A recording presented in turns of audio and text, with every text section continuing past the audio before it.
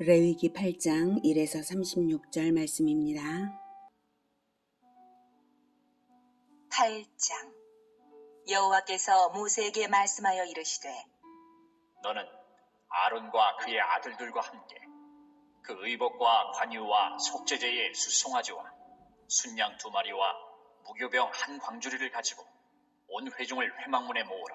모세가 여호와께서 자기에게 명령하신 대로 하매 회중이 회막문에 모인지라. 사랑하는 형제 여러분, 8월 4일 목요일 새벽 묵상에 오신 것을 환영합니다. 하나님께서 이제 드디어 제사장을 세우시는 역사적인 순간입니다. 지금까지 과정을 보면 하나님은 열재앙과 홍해도화로 이스라엘을 출애굽시켜서 구원하신 후에 구름기둥과 불기둥으로 인도하시고 만나를 제공하시면서 시내산까지 오게 하셨고, 시내산에서 십계명 주시고 하나님과 백성 관계를 맺는 언약식을 했습니다. 언약식을 한 후 40일 만에 이스라엘 백성이 금송아지 우상 숭배에서 3,000명이 죽음을 당한 일이 있었지만 모세의 중보기도를 받으셔서 용서하시고 성막을 짓게 하셨습니다. 성막을 지었지만 성막에서 제사를 하려면 제사법이 세워져야 하고 제사장도 세워져야 하죠. 그래서 레위기의 법전을 주신 것입니다. 레위기 1에서 7장까지는 제사법입니다. 이제 제사장을 세울 차례여서 레위기 8장은 제사장 위임식을 하려는 것입니다. 그래서 하나님께서 모세에게 준비를 하라 하십니다. 준비되어야 할 것은 제사장이 될 사람과 성의, 관유, 제물, 증인인, 회중입니다. 제사장이 될 사람은 모세의 형 아론과 아론의 혈통들이 제사장이 될 것입니다. 그런데 위임식의 진행은 모세가 합니다. 그러면 모세는 뭐냐 하면 모세가 제사장이 아니냐? 사실 모세는 제사 제도를 세우고 제사장을 임명하는 중보자 역할을 하니까 제사장 이전의 제사장적, 근원적인 제사장적 역할을 다 하는 특별한 사람입니다. 그러니까 모세는 예수님의 예표입니다. 우리도 제사장으로 예수님이 부르셨다고 했죠. 베드로전서 2장 9절에서 우리를 왕같은 제사장으로 부르셨다고 하셨습니다. 그러면 우리를 제사장으로 세우시는 예수님은 사실 진짜 영원한 대제사장이시죠. 모세가 바로 그 역할을 하는 것입니다. 죄인인 인간이 직접 하나님 앞에 설 수 없으므로 모세가 요청된다는 것을, 즉 중보자가 요청된다는 것을 알 수 있습니다. 중보자인 예수님이 우리에게 계셔야 된다는 것을 알 수가 있습니다. 우리가 예수님의 가르침으로 제자화하고 예배에서 하나님의 아름다운 덕을 선포하는 자가 될 때, 그것은 내가 되고자 해서가 아니라 예수님께서 하나님 앞에 우리를 제사장으로 세우시는 위임식의 과정이 있다는 것을 짐작하게 합니다. 그래서 임직식이 하나님 앞에서 매우 엄중한 것이라는 것을 알 수 있습니다. 성의는 제사장이 성막에서 일을 할 때 입을 옷입니다. 바로 이 옷이고요. 이 앞에는 대제사장의 옷이고 뒤에 흰 옷은 일반 제사장의 옷입니다. 성경에서 흰 옷을 입은 무리 이렇게 나올 때 그 흰 옷은 바로 제사장의 옷을 입었다라는 의미입니다. 다음에 관유는 올리브 기름에 모략, 육개, 창포, 계피를 섞어서 만든 특별한 기름입니다. 임직식이나 성별을 위해서만 쓰는 거룩한 기름입니다. 이 기름을 바르는 것은 다 거룩하여져서 오직 하나님만을 위해 쓰임받습니다. 그러므로 관유를 부음받을 제사장들도 오직 하나님만을 위하는 목적으로 인생을 살아야 합니다. 제물들은 속죄제물로 수송아지, 번제와 화목제로 순양 2마리, 소제물로 무교병 한 광주리입니다.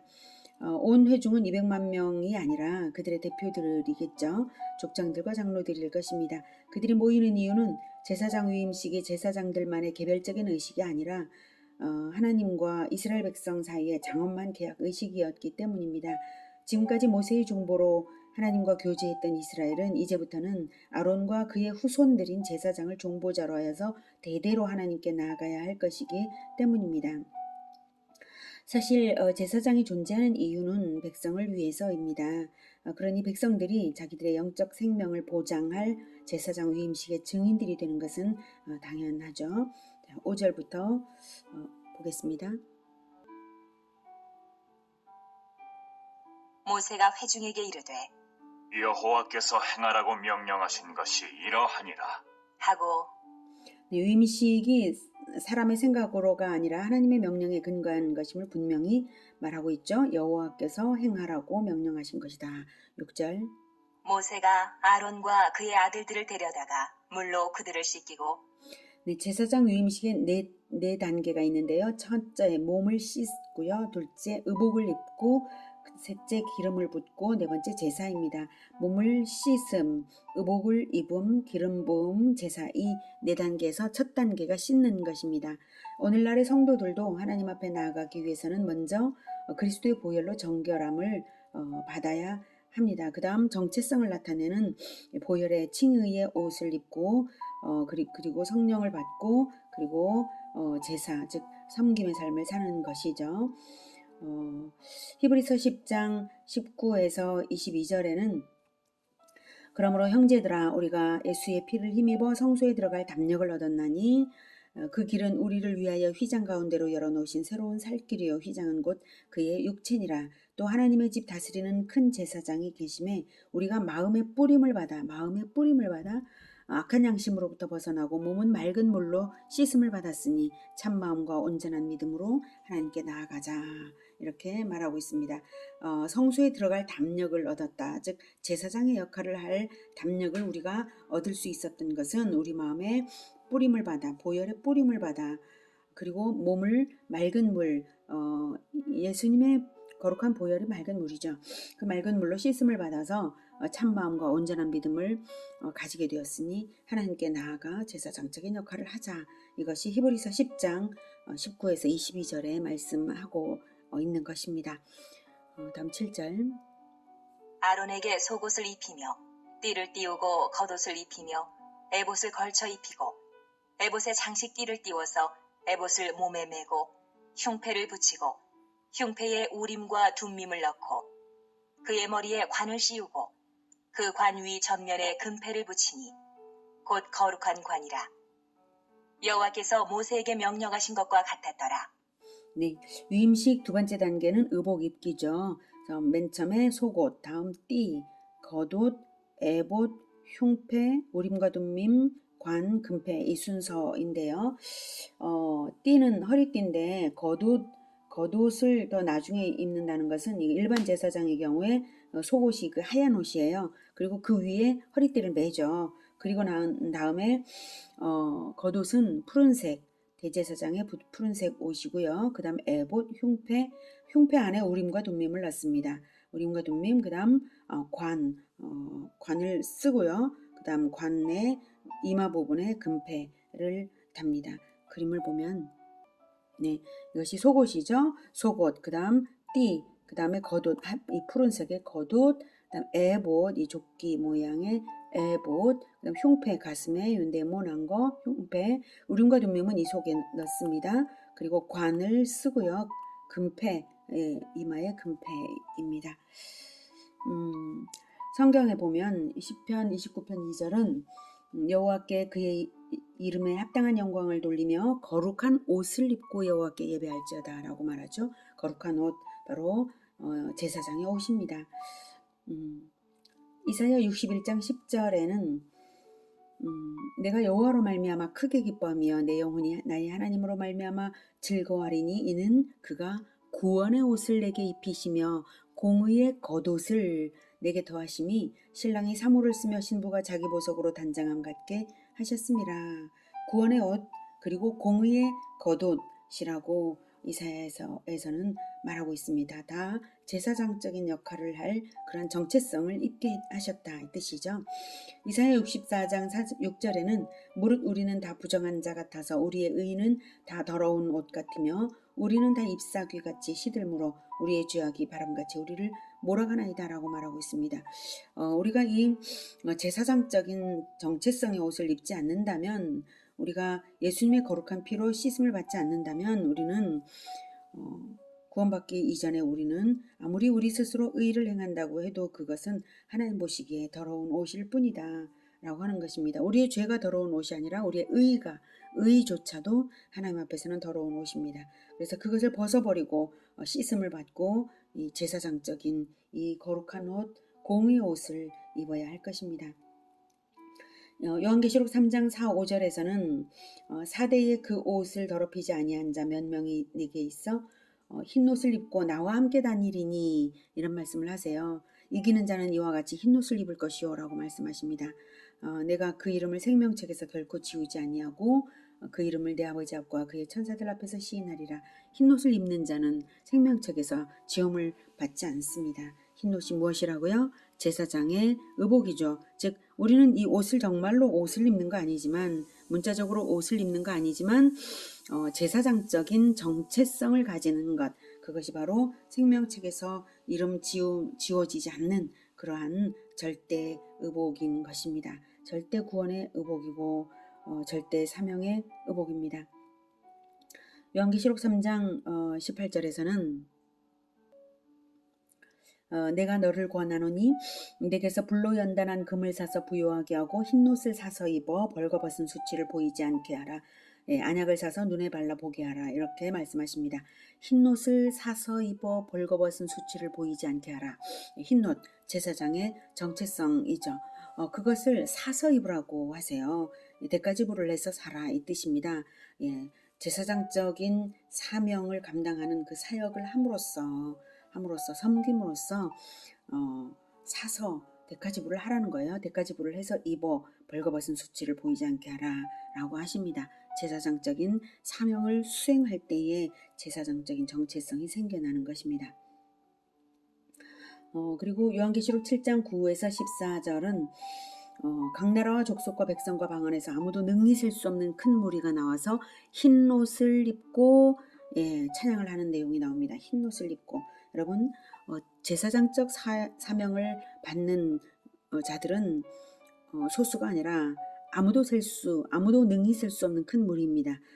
우리가 구원을 받았다면 아무도 능히 셀 수 없는 큰 무리로서 당연히 흰옷, 제사장적인 정체성의 옷을 입어서 그 사명을 감당해야 합당할 것입니다.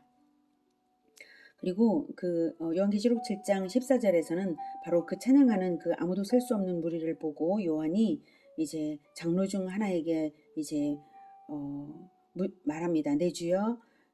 그 장로 중 하나가 요한에게 물어보죠. 이 흰옷 입은 자들이 누구며 또 어디서 왔느냐라고 물어보니까 요한이 대답하기를 내 주여 당신이 하시나이다 하니 그 장로가 요한에게 말을 하기를요. 이는 큰 환난에서 나오는 자들인데 어린 양의 피에 그 옷을 씻어 희게 하였느니라 라고 말씀하십니다. 어린 양의 피에 그 옷을 씻어 희게 하였느니라. 예수 그리스도의 보혈에 그 정체성의 옷을 씻어서 희게 거룩하게 된 큰 환난에서 나온 자들이 바로 출애굽을 하듯이 모든 죄를 버리고 하나님 나라를 향해서만 사명을 감당하며 나아가는 그들이 바로 우리들입니다. 옷은 정체성을 나타냅니다. 이 흉패에는 12보석의 12지파의 이름이 새겨져 있고요. 우림과 둠밈, 이 안에 두는 우림과 둠밈은 빛과 진리를 의미하고 중대 사안을 결정할 때 하나님의 뜻을 묻는 그러한 신탁의 도구입니다. 그리고 이 금패에는 여호와께 성결이라는 글자가 새겨져 있습니다. 제사장의 절대 덕목은 거룩, 여호와께 성결이어야 하는 것입니다. 거룩이 생명입니다. 다음 10절. 모세가 관유를 가져다가 성막과 그 안에 있는 모든 것에 발라 거룩하게 하고 또 제단에 7번 뿌리고 또 그 제단과 그 모든 기구와 물두멍과 그 받침에 발라 거룩하게 하고 관유는 올리브에 모략, 육개, 창포, 계피를 섞어 만든 거룩한 기름입니다. 거룩하신 하나님 앞에서 거룩한 목적에만 사용될 기물들이므로 이 관유를 발라 성별하는 것이고요. 번제단은 희생 제물을 드리는 장소로서 가장 특별한 의미가 있죠. 7번 관유를 그래서 뿌린 것이고 7은 완전수로서 거룩과 완전을 의미합니다. 12절. 또 관유를 아론의 머리에 붓고 그에게 발라 거룩하게 하고 네. 기름 부음 의식은 선지장, 왕, 제사장의 임직 시에 필수적인 행사로 치러져서 그들에게 하나님의 권위와 사역을 공식적으로 위임한다는 그런 상징적 의미를 갖습니다. 예수님은 세례 받으실 때에 성령이 비둘기같이 임하여서 기름 부으심을 받았습니다. 성령이 임한 것이 바로 성별된 것입니다. 신약의 성도들은 믿을 때에 받는 성령을 받았으므로 성별이 되는 것입니다. 13절. 모세가 또 아론의 아들들을 데려다가 그들에게 속옷을 입히고 띠를 띄우며 관을 씌웠으니 여호와께서 모세에게 명령하신 것과 같았더라. 대제사장에게만 기름을 부었어도 아론의 아들들 역시 관으로 성별되었습니다. 바르는 방식이 다르겠죠. 대제사장은 대표이고요. 그 아들들은 기름 부은 것으로 간주된 것입니다. 그래서 아론의 후손 대대로 기름 부음 받은 대제사장인 것입니다. 14절. 모세가 또 속죄제의 숫송아지를 끌어오니 아론과 그의 아들들이 그 속죄제의 숫송아지 머리에 안수하며 네, 정결식을 한 다음에 성의 착용, 그다음 기름 부음 의식 후에 제사를 이제 드리는데요. 가장 먼저 속죄제가 드려진 이유는 죄사함이 없이는 하나님 앞에 나아갈 수도 하나님과 교제할 수도 없고 당연히 사역도 할 수 없기 때문입니다.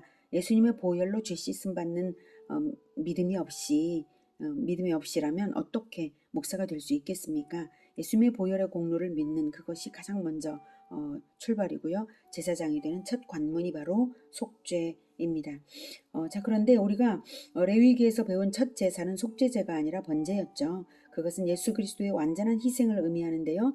예수님은 죄 없으신 분이시므로 번제를 가장 먼저 레위기 제사 제도에서 주심으로써 죄 없으신 예수 그리스도의 사역을 소개하는 것이고요. 속죄 제사가 필요 없는 희생을 하신 분이시기 때문이고요. 또한 예수 그리스도의 희생 없이는 그 어느 누구도 하나님께 속죄받을 수 없기 때문에 번제를 가장 먼저 알려주셨어요. 그래서 예수 그리스도의 사역 과정과 인간 제사장의 임직의 과정은 다르다라고 하는 것을, 다를 수밖에 없다는 것을 확인할 수 있습니다. 속죄제를 드리는 첫 행위는 제물의 머리에 안수를 하는 것이죠. 안수는 제물에게 헌제자의 어떤 것을 전가하는 행위입니다. 속죄제에서는 헌제자의 죄를 전가하는 것입니다. 안수를 함으로써 헌제자와 제물이 동일시되고 하나님이 헌제자의 생명 대신 제물인 짐승의 생명을 받아달라는 것이 바로 속죄 제사입니다. 15절. 모세가 잡고 그 피를 가져다가 손가락으로 그 피를 제단의 네 귀퉁이 뿔에 발라 제단을 깨끗하게 하고 그 피는 제단 밑에 쏟아 제단을 속하여 거룩하게 하고 또 내장에 덮인 모든 기름과 간 거풀과 두 콩팥과 그 기름을 가져다가 모세가 제단 위에 불사르고 그 수송아지 곧 그 가죽과 고기와 똥은 진영 밖에서 불살랐으니 여호와께서 모세에게 명령하심과 같았더라. 네, 여기까지가 제사장 위임식의 속죄제입니다. 18절부터는 번제입니다. 번제는 완전한 희생적 헌신을 올려드리는 제사입니다. 제사장의 인생이라는 것은 하나님께 남김없이 올려드리는 인생이라는 것을 보여주는 제사가 번제이고요. 예수님의 완전한 희생을 예표하는 제사입니다. 18절. 또 번제의 순양을 드릴새 아론과 그의 아들들이 그 순양의 머리에 안수하며 네, 여기서도 안수를 하는데요. 제물과 헌제자의 동일시라는 점에서 같은데 속죄제에서는 헌제자의 죄를 전가하는 동일시였다면 번제에서는 헌제자가 이 희생 제물처럼 인생을 드리겠노라는 동일시가 됩니다. 19절. 모세가 잡아 그 피를 제단 사방에 뿌리고 네, 보혈의 은혜가 뿌려지는 것을 제단 사방에 뿌려지는 것을 상징합니다. 이웃에게 모세의 보혈을 뿌리는 것이죠. 20절. 그 순양의 각을 뜨고 모세가 그 머리와 각 뜬 것과 기름을 불사르고 각을 뜬다는 것은 제물의 몸을 각 부분으로 조각조각을 낸다는 것이죠. 오직 하나님의 뜻에만 복종하기 위해서 인간 자신의 의지를 제거하는 것입니다. 21절. 물로 내장과 정강이들을 씻고 모세가 그 순양의 전부를 제단 위에서 불사르니 이는 향기로운 냄새를 위하여 드리는 번제로 여호와께 드리는 화제라. 여호와께서 모세에게 명령하심과 같았더라. 네, 완전히 불사르는 것은 철저한 헌신을 의미합니다. 이렇게 번제를 드린 다음에는 화목제와 소제를 한꺼번에 드리는데요. 속죄로 죄를 씻고 다음 번제로 헌신된 이후에는 오직 남은 인생은 구원받은 감사와 하나님과의 교제와 정성으로 올려드리는 영적 예배로 살겠다는 의미입니다. 22에서 29절까지입니다. 22절. 또 다른 순양 곧 위임식의 순양을 드릴세. 아론과 그의 아들들이 그 순양의 머리에 안수하매. 네, 화목제인데요. 위임식의 순양이라고 한 이유는 이 화목제가 드려진 직후부터 드디어 제사장의 공식 임무를 수행할 수 있기 때문입니다. 그리고 일반 화목제와 약간 형식을 달리하여서 제사장에 대한 하나님의 위임의 의미를 살린 제사였습니다. 23절.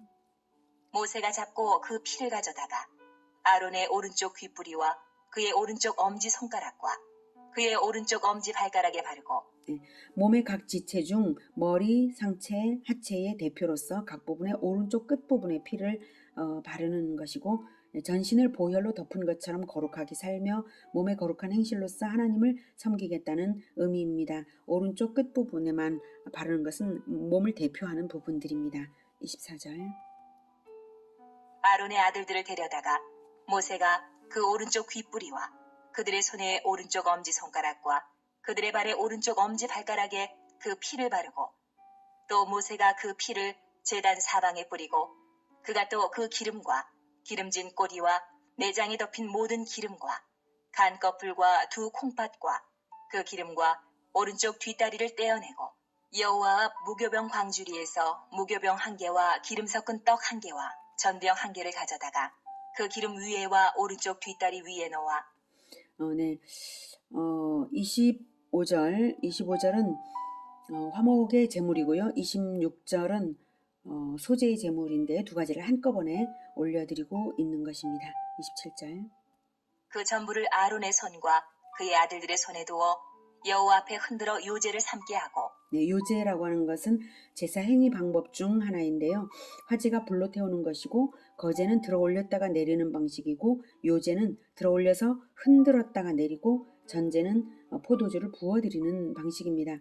각각의 의미는 화제는 기쁘시게 올려드린다는 상징으로 불살라 올리고 거제는 하나님이 그리스도를 내려 주셨다는 상징으로 들어 올렸다가 내리고 요제는 하나님의 은혜를 뿌려 주신다는 상징으로 흔들어서 내리고 전제는 기쁨과 헌신의 상징으로 부어드리는 제사입니다.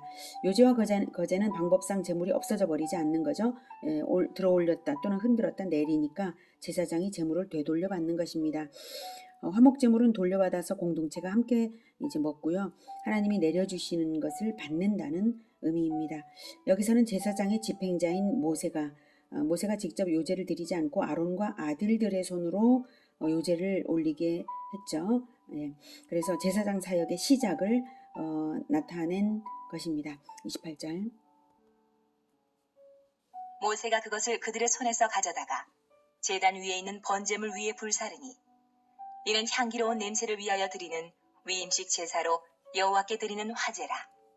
일반 화목제에서는 요제로 드린 것은 돌려받아서 제사장의 몫이 되는데 이 제사는 요제까지 다시 화제로 다시 올려드린 이유는 제사장의 위임식 제사여서 제사장의 몫이 없는 것입니다. 그래서 화제가 이제 되고요. 29절.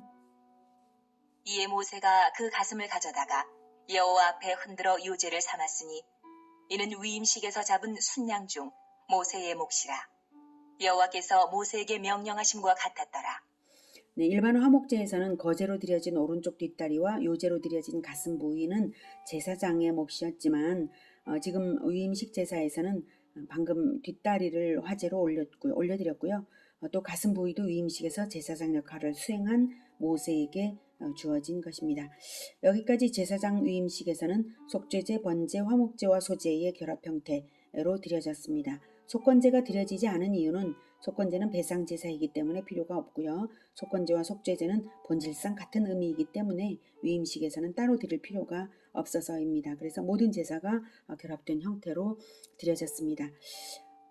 이제 30에서 36절은 위임식을 마무리합니다. 모세가 관유와 제단 위에 피를 가져다가 아론과 그의 옷과 그의 아들들과 그의 아들들의 옷에 뿌려서 아론과 그의 옷과 그의 아들들과 그의 아들들의 옷을 거룩하게 하고 네, 피 섞인 관유 기름입니다. 피로써 죄사함 받았고 관유로서 성별되었다는 것을 나타냅니다. 옷에 뿌린 것은 그러한 정체성을 나타내라는 뜻입니다. 31절. 모세가 아론과 그의 아들들에게 이르되 내게 이미 명령하시기를 아론과 그의 아들들은 먹으라 하셨은즉 너희는 회막문에서 그 고기를 삶아 위임식 광주리 안에 떡과 아울러 그곳에서 먹고 네, 화목제의 고기는 공동체가 원래 공동체가 먹는 것인데요. 여기서 제사장의 자격이 아닌 헌제자의 자격으로 먹으라는 것입니다. 제사는 일종의 언약, 즉 계약인데요. 하나님과 헌제자 사이의 언약이죠. 구약 당시 왕대왕의 화친 언약의 전통인데요. 당사자가 고기를 쪼개어 먹는 것은 계약 당사자들 간의 화친 도모이면서 또한 언약 위반 시에는 쪼개진 재물처럼 죽음으로 갚는다는 저주적 맹세의 의미가 있습니다. 재물을 먹음으로써 재물과 동일 운명이 되는 것입니다. 즉 언약을 지키면 재물이 나 대신 죽은 것이 되고 언약을 어기면 재물처럼 죽게 된다. 이런 뜻입니다. 그래서 먹는 것도 제사 행위이고 언약식이었습니다. 32절. 고기와 떡의 나머지는 불사를 찌며 네, 거룩한 목적 이외의 용도에 유용되는 것을 방지하는 것입니다. 위임식은 이래 동안 행하나니 위임식이 끝나는 날까지 이래 동안은 회막문에 나가지 말라. 네, 7일 동안 반복해서 이런 제사가 드려졌습니다. 7은 완전수인데요. 창세기에서 하나님은 6일 동안에 창조하시고 7일째에 안식하셨죠. 7은 인류 역사기간 전체와 최종 하나님 나라의 완성을 의미하기도 하고요. 인간 개인의 인생 전체와 최종 구원과 헌신 완성을 의미하기도 합니다. 그래서 제사장들이므로 인생 전체 기간 동안 예배자로 온전히 살아가라는 그런 의미입니다. 34절. 오늘 행한 것은 여호와께서 너희를 위하여 속죄하게 하시려고 명령하신 것이니 너희는 7주야를 회막문에 머물면서 여호와께서 지키라고 하신 것을 지키라. 그리하면 사망을 면하리라. 내가 이같이 명령을 받았느니라. 네, 회막문 밖에 나가서 부정한 것에 접촉되지 않도록 위임식 7일 동안만은 온전히 하나님의 성전 안에만 있으라는 의미입니다. 그 의미는 제사장의 인생을 주 예수 그리스도 안에서 사는 영적 예배자의 삶에서 벗어나지 말라는 의미입니다. 일생을 자신을 세상으로부터 성별하고 오직 하나님을 섬기고 하나님 나라를 위하여 기도와 말씀과 전도와 섬김의 삶을 살아야 하는 것입니다. 아론과 그의 아들들이 여호와께서 모세를 통하여 명령하신 모든 일을 준행하니라. 네, 지금까지 첫 제사장인 아론과 그 아들들의 제사장 위임식을 보았습니다. 우리는 예수님께서 자기 피로 우리를 사셨습니다. 자기 피로 죄의 대가 치러서 하나님을 위해 헌신하는 제사장적인 삶을 살라고 사신 것입니다. 자기 노예로 삼은 것이 아니라 자유를 주시되 자신을 헌신해드리는 자유롭게 자유의지로서 헌신해드리는 영광스러운 제사장으로 살라고 하신 것입니다. 그러니 우리는 내 인생의 주인은 하나님이시다. 오직 하나님을 위해 인생을 드리겠다는 자세로 제사장적인 삶을 사는 것이 마땅합니다. 목사만 제사장적 인생이 아닙니다. 모든 그리스도인들이 그렇습니다. 그리고 제사장적인 삶을 사는 것은 사실 왕 노릇과도 같은 영광과 영원한 복입니다. 최후 심판 때에서 그것이 다 나타납니다. 요한계시록 5장 10절에서는 그들로 우리 하나님 앞에서 나라와 제사장들을 삼으셨으니 그들이 땅에서 왕노릇하리로다 하더라 이렇게 말씀하십니다. 바로 앞절에 일찍이 죽임을 당하사 각 족속과 방언과 백성과 나라 가운데에서 사람들을 피로 사서 하나님께 드리시고 이렇게 나옵니다. 그래서 나라와 제사장들을 삼으셨다고 합니다.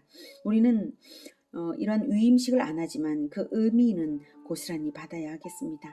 엄중한 위임식을 거친 제사장들처럼 자신을 거룩한 하나님께 올려드리는 우리 모두가 되기를 축복합니다. 제사장으로서 우리가 해야 할 마땅한 일은 마태복음 28장 18, 19, 20절에서 명하신 것입니다. 제자 삼고 세례를 받게 하고 가르쳐 지키게 하는 인생입니다. 복음화, 제자화의 인생입니다. 제사장으로 위임받은 이 거룩한 일에 인생을 드리는 우리 모두가 되시기를 기원합니다. 기도하겠습니다. 하나님, 아무데도 쓸데없는 우리를 예수님의 피로, 예수님께서 피로 사시고 우리를 제사장 삼아 주셨으니 너무나 감사합니다. 이 놀라운 영광의 사역을 결코 포기하지 않고 예수님처럼 복음과 제자와의 삶을 살겠습니다. 우리를 도와주시옵소서. 성령으로 충만케 하셔서 복음과 제자와의 삶을 자라서 온전히 제사장적인 존재로서 하나님께 영광 올려드리는 우리 모두가 되게 도와주시옵소서. 예수님의 이름으로 기도드립니다. 아멘. 이어지는 시간은 개인 기도 시간입니다.